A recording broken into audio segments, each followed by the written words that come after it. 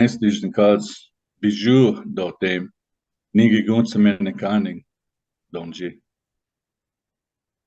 My name, Zongoy Benes, was given to me through a vision, and it was an elder who my parents had approached and asked if they could seek a name, what my name would be, because in that name, it comes with a vision of what my life is going to be like, because that name in the legends and in our beliefs, that name has been here since time immemorial, and it gets passed down from one person to another. And sometimes there's a few people with the same name that you will meet in this lifetime, but each person's name comes with a different vision. So when my parents offered the tobacco and the gift to the elder, who is the name giver, he went out on a vision quest. He went out in the bush and he listened into the land. He listened into the air, into the water, into the fire, and all those elements that give life. And he sat there and he listened, and a vision came to him. And that vision, as he told it, is there is this darkness. And in that darkness, there is all this noise, all these sounds, and it's chaotic. There seems to be conflict in there. There seems to be a sense of being lost in there. And in that darkness are these little baby thunderbirds, these little childlike thunderbirds, and they are confused and they are creating a lot of problems, a lot of chaos. And in the eastern doorway comes this brave thunderbird, this big, powerful thunderbird. He flies into that darkness from the east side, and he flies right through there, and he flies out the western doorway. And in that flight, he creates a path, and that path is a light, and it's a light that goes into that darkness, and it shines right through. And now those little thunderbirds, they have a path to follow, and they follow that path, that light, and they're out of that place. And that's what the elder talked about when he relayed the vision to my parents. And he said, Zongwe Benes. So this child's name is going to be Zongwe Benes. So that name was given to me while I was in my mother's womb. So I wasn't in this world yet, but yet I was very connected, because the belief is that before we even arrive here, before we even come into this world, before we are even born, our spirits are whole and they are complete. And when we look at that circle of life and that wholeness of life, we think about the medicine wheel, the north, the south, the west, the east. We think about those medicines, the tobacco, the cedar, the sage, and the sweetgrass. And all of that is medicine, and it's all part of that circle. And everything that we do, everything that we teach is done in a circle. We sit in a circle when we are doing a sharing circle, and everyone has a chance to speak, and they leave their hurt and their pain inside of that circle. And that is very important.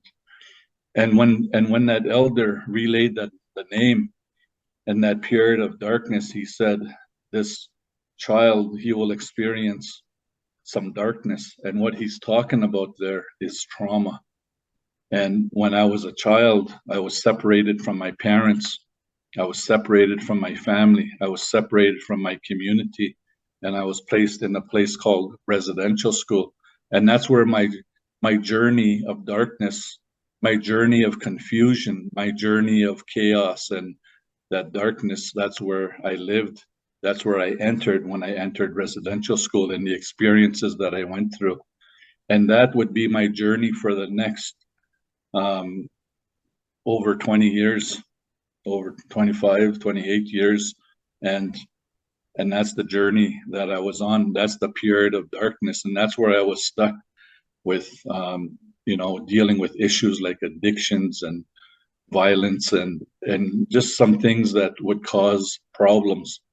And I also went through a period of loss of identity, a loss of my Anishinaabe language, and um, and that's the period of darkness that the elder was talking about when he seen my life in that vision. He said, but at some point he will come out of that darkness. He will find his light and he will find his way. And that time came back in late 1989 when I made a decision. I made a conscious decision from deep inside of me, from in my spirit, that my life is going to change.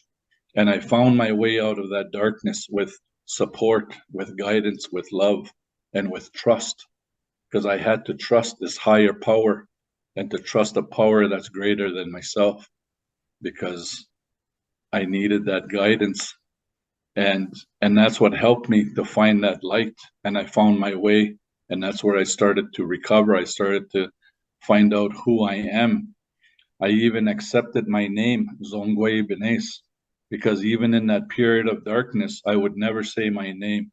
I would never say anything positive about it. I would totally reject it because of all this internalized oppression, internalized shame, and everything else that I had internalized, that I was made to believe that's how bad I am. But when I started to identify with who I am through that name, I started to feel proud of who I am. I started to honor who I am.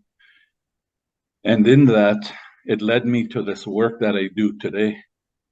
And so in the work that I do today, I sit with people who have gone through trauma, who have gone through abuse, who are struggling with addiction, and who are living in their own darkness, or who are feeling their own darkness and don't know how to get out. So I sit beside them.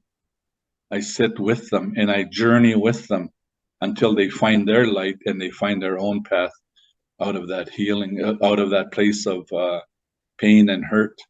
And everybody's journey is different. Everybody's path is different. But in the vision of that elder, before I was even born, he could see my life because he's seen my life from past. He also seen my life into the future. And this is the life that I am living today. And so everything that he talked about in that vision actually came to pass.